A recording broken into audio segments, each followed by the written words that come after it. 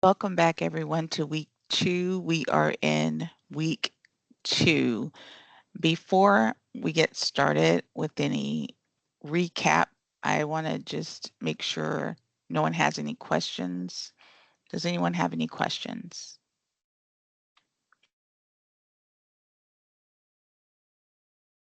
Nope. All right. So, quick recap. I will finish all your grades by today. For those of us, most of you have your grades, but for those that submitted on Sunday afternoon or thereafter, or if I was waiting for you to respond in your discussion post, you will have your grades. I did want to make one comment. Again, most of you, those that come to class, I don't tend to have an issue, but um, every now and then, I think either people are forgetting or they're not reading closely. Make sure, guys, that when you're reading the assignment, I know sometimes the assignment can be a little lengthy in the instructions, but make sure you read the instructions. I'm noticing people are like forgetting like part 1 or part 2 or step 1, 2 or whatever, and they're not, and I think it comes from not fully reading the instructions. Like one assignment may ask you to submit the websites to your keyword search, and I've noticed a few that don't even have websites. They just have keywords. So I'm thinking that maybe they're just not reading the instructions closely. The big one though is the resume. In week 1, the instructions were to set up a meeting with career services so that they can review your resume, and then you'll submit a signed resume this week. I've noticed a few people turned in a an unsigned resume for where they were supposed to turn in the appointment. So I just wanted to reiterate, last week you were supposed to set up an appointment with career services. Like, don't give me your resume. That's not the point. It's not for me to see that you have a resume.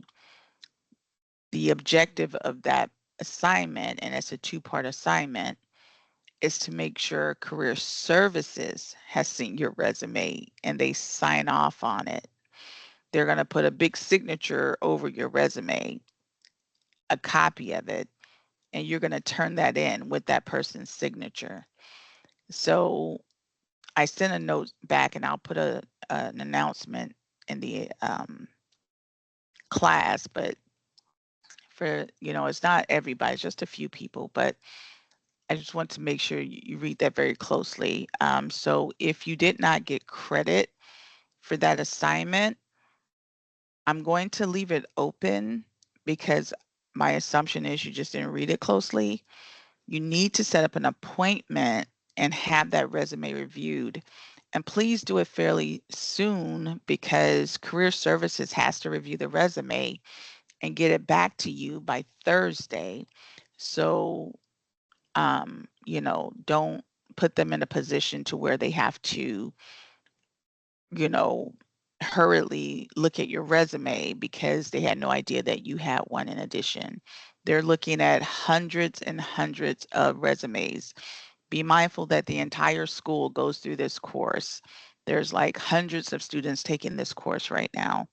So please, please try to adhere to the timelines so that you can get yours done on time. So if you did not receive a grade for that assignment where you were supposed to set up a meeting, it's because you turned in an unsigned resume that maybe you had on hand, and that is not the assignment. So, all right.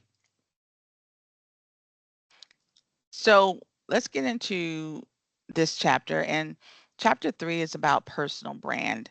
Last week, we talked about the resume itself, right? And we talked about how in that summary on your resume that you could use that for your personal brand. And you may say to yourself, well, what in the world is a personal brand statement, and why do I need one? Has anyone ever heard of that term before? Give me a quick thumbs up if you even know what I'm talking about and why it's important.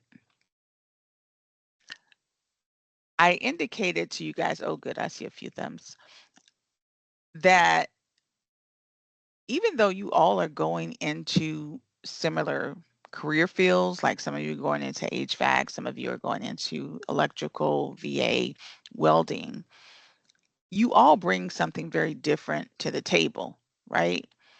And what one of your personal brands may be is not going to be what somebody else's is. Maybe somebody here wants to have the most successful company in Central Florida. Somebody else here may want to have a very successful company in the Southeast region. Somebody else here may want to be an advocate for animals and, go on a circuit and talk about animal advocacy and write a book about it. Somebody else here may want to, work their way up, a corporate ladder and be a CEO of somebody else's institution, right? You all want different things and you all bring different things to the table. So in your career, whatever that trajectory is, you're going to need some type of personal brand, right? And hopefully it coincides with what it is you're trying to accomplish. So if I'm trying to accomplish being this, animal advocate, maybe writing a book, maybe going on the circuit talking about the importance of animal advocacy, it's going to be important that I become like a subject matter expert. And maybe that's how I start to present myself. Maybe, my personal brand is going to be, I have this, affinity towards, you know, uh, animals that are extinct or, close to being extinct. And so that becomes my brand. I work with animals that are on the, endangerment of being extinct. I, advocate for people, not having these animals as pets. And that's like my thing, right? I go after jobs that support that. And I'm creating my brand, right? So my brand may center around that. Or if your brand is going to center around being like a really, really good, electrical person or welder, like you want to be known for being like that hot shot person that knows what they're doing, then eventually your personal brand is going to be that. Like, you want to be known in the industry. Because remember, once you get into your industry is small, guys, right? It's a big old world, but each of our respective industries are not that big. And you'll notice that, especially with, technology and social media, the world is small. So you can really build a brand for yourself, in a short period of time, which is good and bad because it's good that people know you and it's bad that people know you. It's not like back in the day where you can just get away with hopping around from state to state or town to town and people don't know you. With social media, people know you in an instance, right?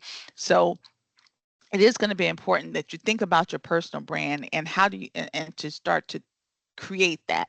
So what is it? Well, it's your reputation. It comes not just from your skills, your professional skills, but your personal skills, your personality, your values. You know, if someone were to say to you, um, I'm just going to use it because he's the top topic right now, Donald Trump, what would you think? Like there's thoughts that immediately come to your head. And the only reason why I use Donald Trump is because some of us knew him way before he was president. Give me a thumbs up if you knew the old Trump. Matter of fact, I'm about to go even further back. I'm not even talking about TV personality Trump. I'm talking about real estate Trump. Give me a thumbs up if you remember that Trump.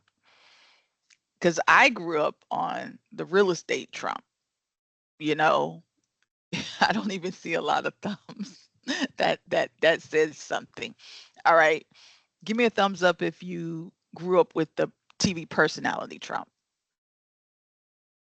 If you grew up with a TV personality Trump. What? Give me a thumbs up if you grew up with the president Trump. That's most of you guys? Oh my God. So y'all have no that is very, very interesting. Very, very interesting. See, and so when I think Donald Trump, my mind goes back to real estate Trump because that's how I knew him. You know, I was in real estate when Trump was in real estate. I read the Trump real estate books. You know, I had thought of him like a Warren Buffett type guy and, very business guy. Yeah, yeah, I'm telling you. So even though he's evolved into a TV personality and now the president, my mind, my thought process is still on the original Trump, right? I guess they say how you meet someone is how you remember them. And so, but when I say Donald Trump, everybody's going to have their own perspective. Isn't that important? Isn't that funny? You see, you notice that, right? What is somebody going to think when they say your name? Right now, if you said to yourself, okay, if someone was speaking about me outside of my presence, what would they say about you? And I mean professionally, not personally. Professionally, what would people say about you? What is your brand? That's going to become important when you have a career because, again, your industry is small. So you really have to start thinking about what is my brand? You have to be clear. You need to think about the authenticity of yourself. Definitely, if how do you separate yourself from others? How do you build your reputation so that you can have a successful career? Because it is a competition in a sense, it is a competition, right? You're competing with everybody else in your industry. You're not the only person that wants to be that guru person or that subject matter expert or that advocate or that successful business person. So you are going to be up against others, and it's important that you start to think about that brand. So how do you create this personal brand? Well, first off, you need a statement. A statement is most often like a one sentence that describes you, right? Why would you need a one statement sentence? Well, if you were introducing yourself, most of us don't go around introducing ourselves with a 2-minute paragraph, do we? Like if you meet someone, typically it's like, hi, I'm Tom, right? But how do you introduce yourself in a business environment?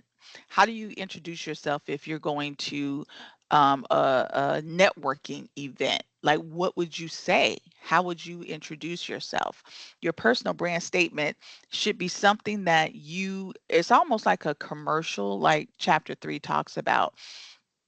Let's say you're at a networking event, or let's say you're at a welding conference or a electrical, conference where they're putting out, all the newest technology, or maybe the government has hosted some type of, new contracts in Central Florida, and your boss has sent you to this thing. Like, how would you go about even networking and engaging? Maybe you're looking for your next job. You should always be looking for your next gig, especially if you have a career plan. Because if you have a career plan, I don't care who's sending you to what, you should always be thinking about my next steps, my next steps, my next steps. And your brand is not your company.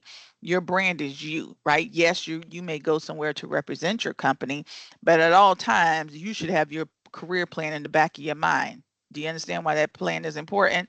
Because even as you're networking, yeah, they may know you Tom from ABC Company, but you're not always going to be Tom from ABC Company. Does that make sense? Like, you're still Tom and you need to promote yourself as Tom, right? And what impression are you going to leave upon someone when you go out to these events? So you need some type of way to introduce yourself. In the book, it says that you should, start with your reputation. You could list maybe a hard skill, soft skill, whatever it is you're trying to promote. You know, you can, you know, obviously you want to differentiate yourself, but I'm going to show you how you do that without sounding crazy, right? And at the end of the day, make it short. They say succinct, but you want to keep it short because again, it's like stranger danger. You don't just walk up to someone and start rambling about who you are. They're going to be like, what it is that you want, like get to the point.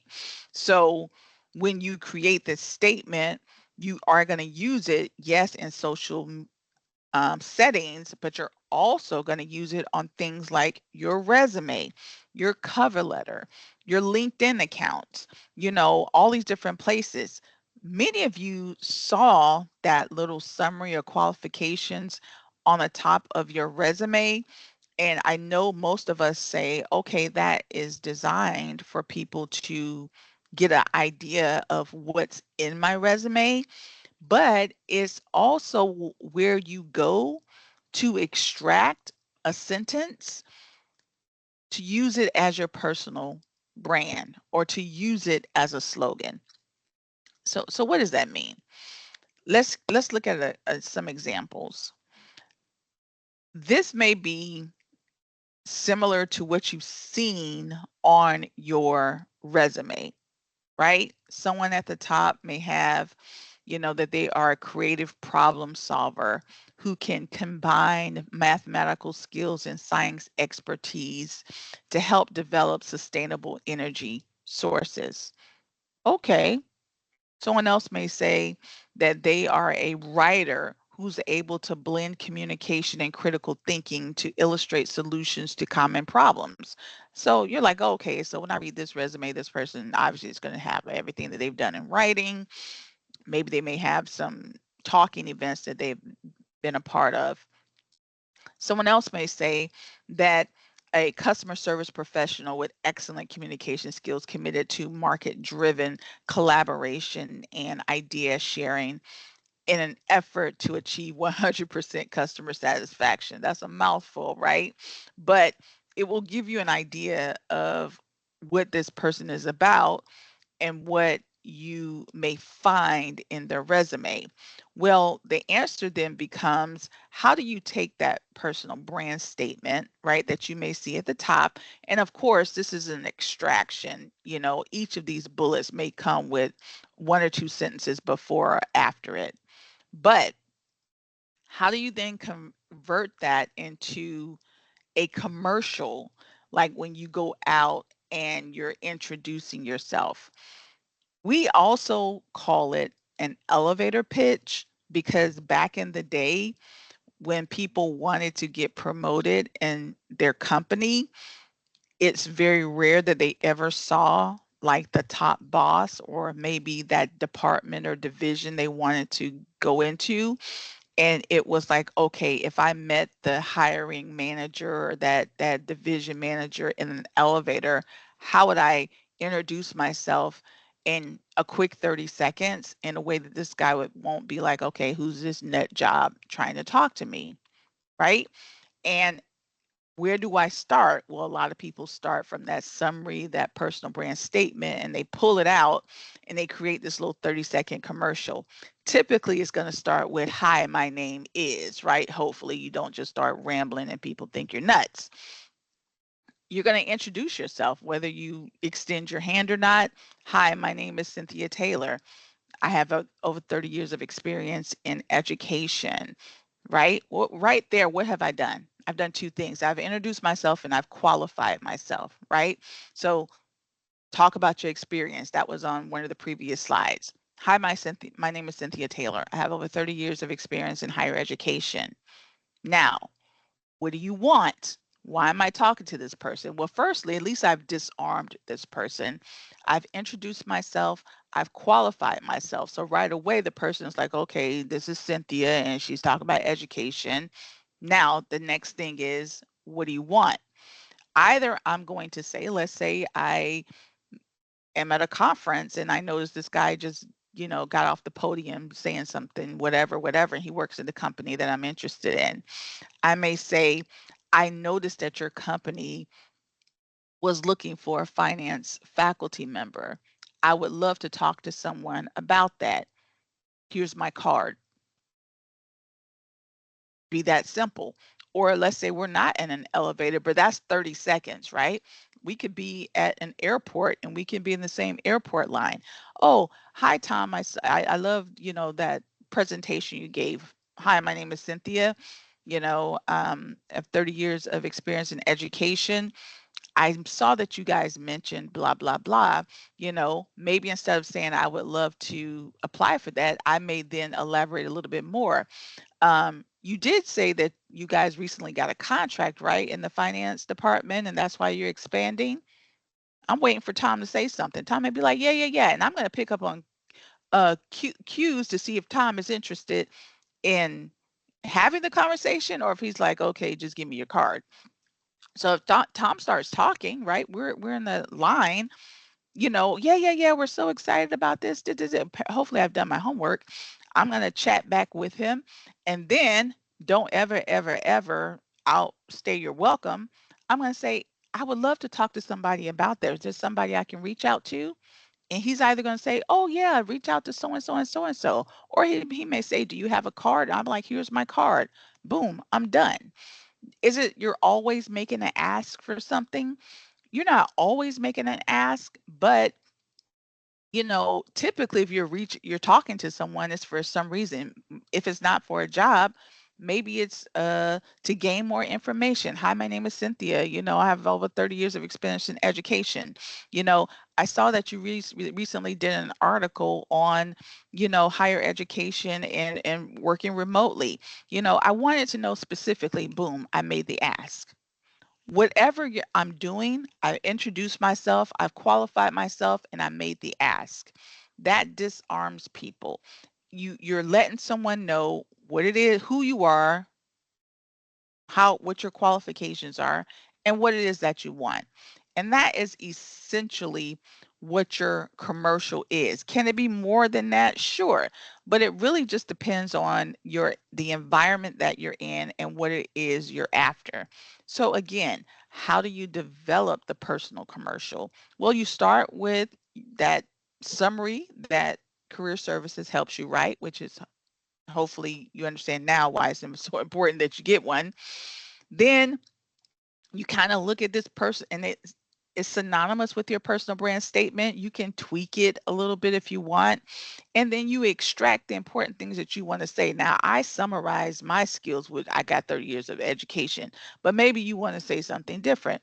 Maybe you want to say, hi, my name is Tom. I've been working in welding for the past 15 years. I recently graduated from blah, blah, blah. Or, hi, my name is Tom. I've been working in customer service for the past 10 years. I recently transitioned into welding. Good. They know who you are. Now make the ask, right? That is the key to the commercial. Make sure you close it out with some type of ask because otherwise it's just you just leaving the person hanging and they don't know what it is you want. Does that make sense, guys? I know I've kind of rambled through that, but is it making sense? Just give me a quick thumbs up.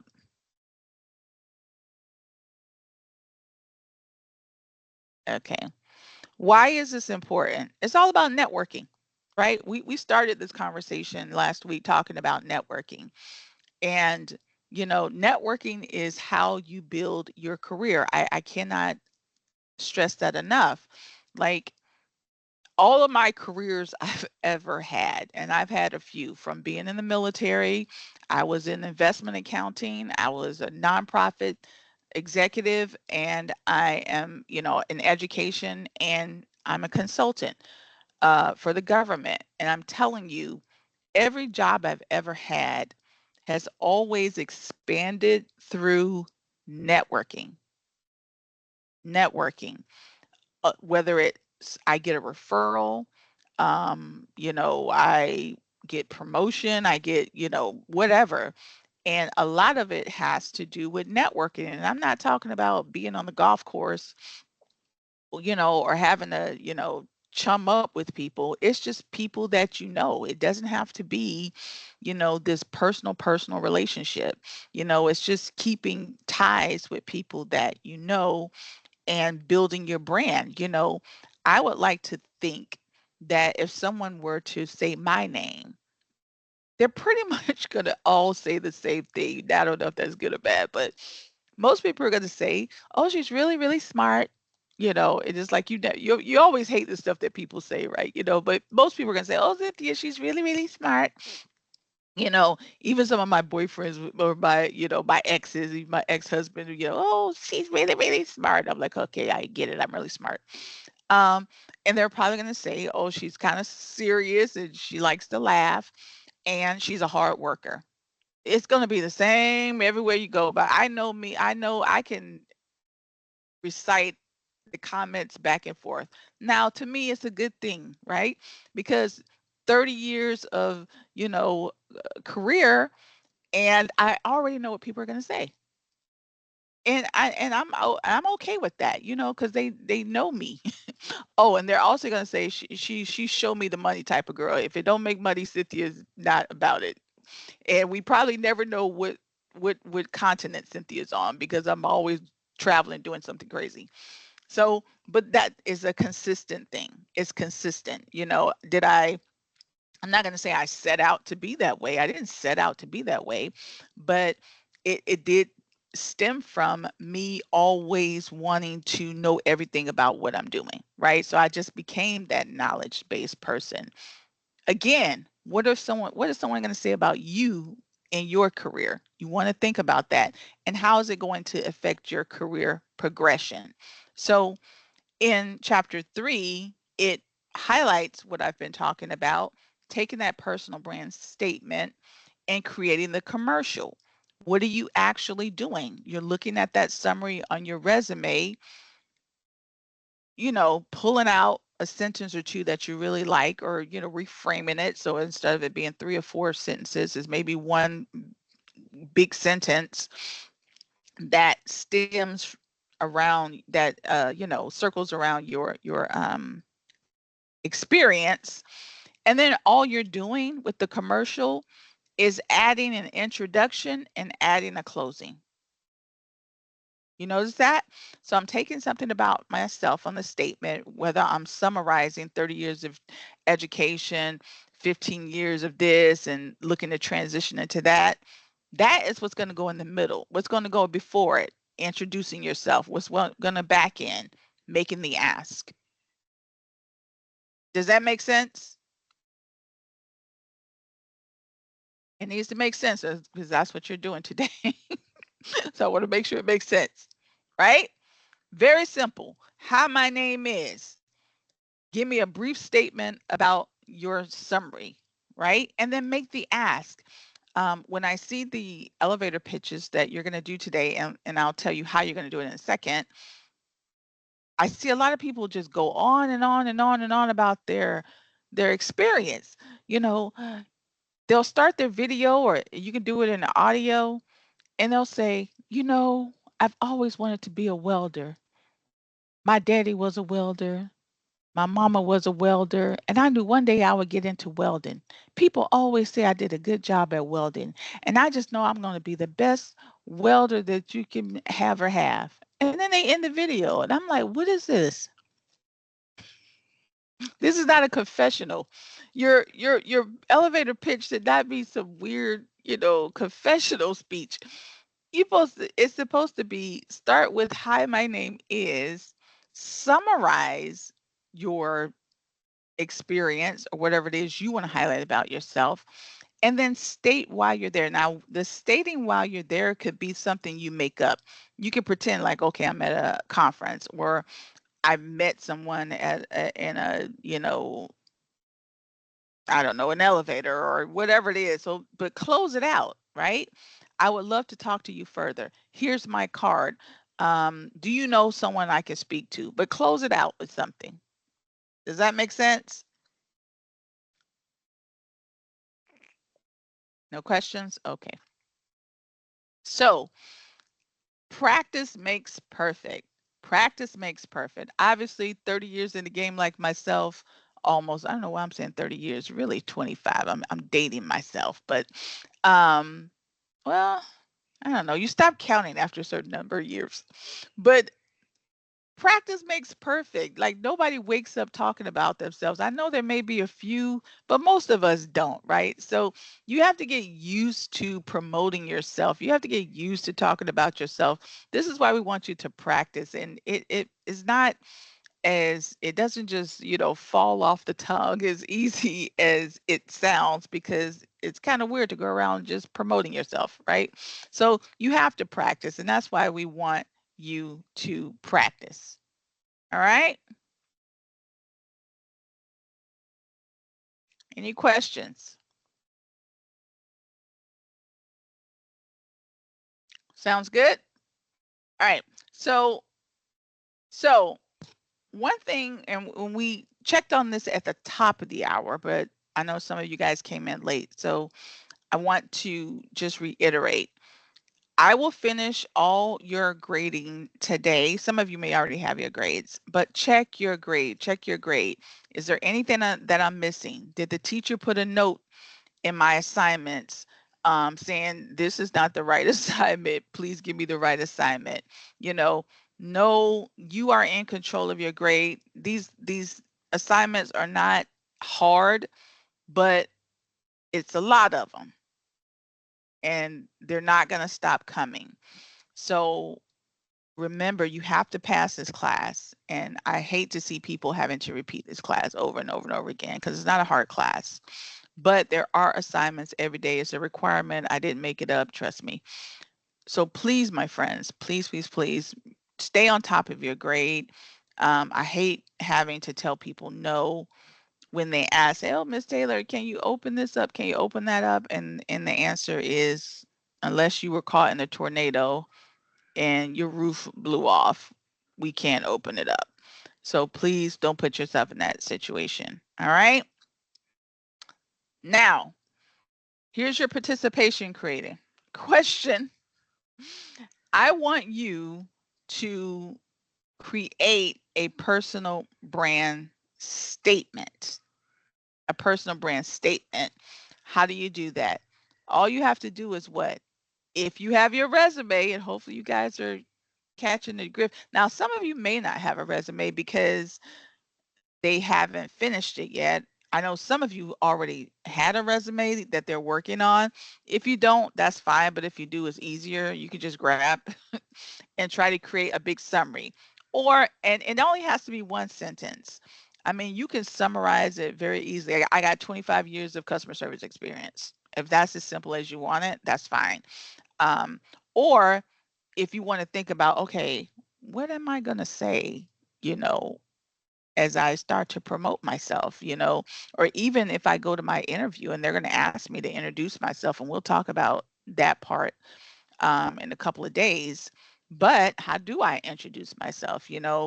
Typically it comes from your personal brand statement. So we want you to try it. One short phrase, typically one sentence to describe who you are. That is your participation question for today. Does everybody understand what that should look like? I feel like I'm being too wordy.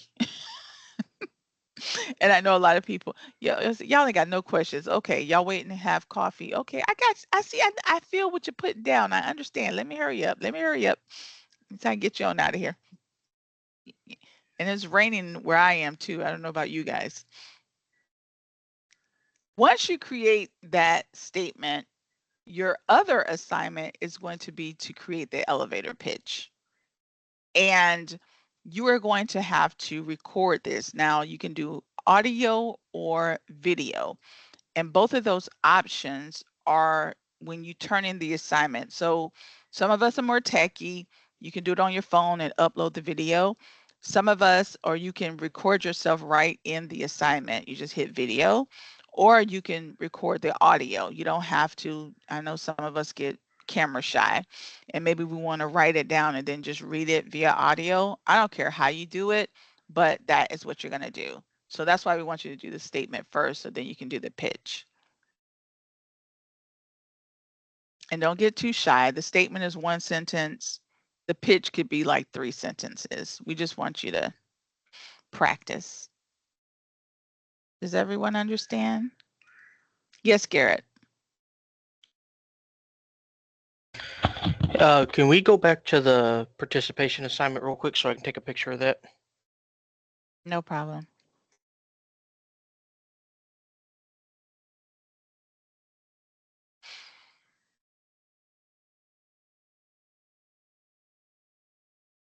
Thanks. All right. Any other questions? All right, I'm going to go ahead and stop. Oh, go ahead, Jermaine. Hello. So Hi. all we're doing is just we're just explaining about what we are and what we do, right? On this participation grade. Yes. So to give you an example, your participation statement could be something like, I have over 30 years experience in higher education. Okay. Your commercial can be, hi, my name is Cynthia. I have over 30 years experience in higher education. I love to learn more about your faculty position I saw opened on Indeed. Is there someone I could talk to? See what I did? Yes, I see how you did it. That was very professional.